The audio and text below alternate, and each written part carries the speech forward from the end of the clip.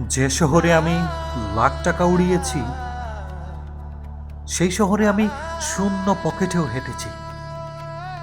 তবে যে শিক্ষাটা পেয়েছি, আমার বিশ্বাস পৃথিবীর কোনো বই পুস্তক তা শেখাতে পারবে না।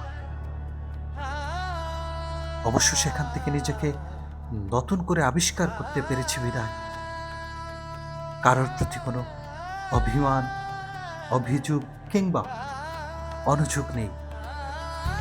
বাস্তবতার এই উপন্যাস সারমর্ম হিসেবে আমাকে বোঝালো, যতক্ষণ আমার টাকা থাকবে ঠিক ততক্ষণই ভালোবাসায় আমার চারপাশ পরিপূর্ণ থাকবে, অন্যথায় অসহায়ত্বের বোঝা ভারী হতেই থাকবে।